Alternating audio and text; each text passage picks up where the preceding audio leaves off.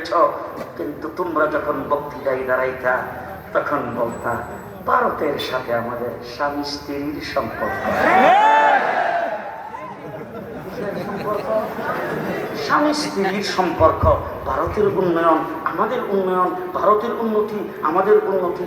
তোমরা যখন এই কথাটা বলছো তখনই আমরা মনে করেছিলাম আমাদের মেয়েটা আসলে প্রেম করে লাইছে। এখন আপনারা বলুন তো দেখি, মেয়ে যখন প্রেম করে তখন বাপ ভাই তাদের দায়িত্ব কি? তাদের দায়িত্ব হলো তাকে প্রেম থেকে ফিরানো। তখন ফিরে যায় কি করে? সাবধান, সে যেন মোবাইল করতে না পারে, সাবধান চিঠিপত্র যেন লিখতে না পারে, সাবধান কাউকে দ্বারা যে কোনো খবর দিতে না পারে, সাবধান দরজা আটকে রাখো, সাবধান জানালা আটকে রাখো, সাবধান তার ছেড়ে দাও, ঘর থেকে যেন বের হইতে না পারে। আমরাও কিন্তু হাসিনার ব্যাপারে সেটাই করছি। বাংলাদেশ যখন মোদিকে গুজরাটের কসাই, সেই মোদিকে যখন আনতে চেয়েছে, আমরা রাজপথে নামে স্লোগান দিয়েছে মোদির মতো কসাইকে বাংলাদেশে আসতে দেওয়া যাবে না। শেষ পর্যন্ত দেখলাম আমাদের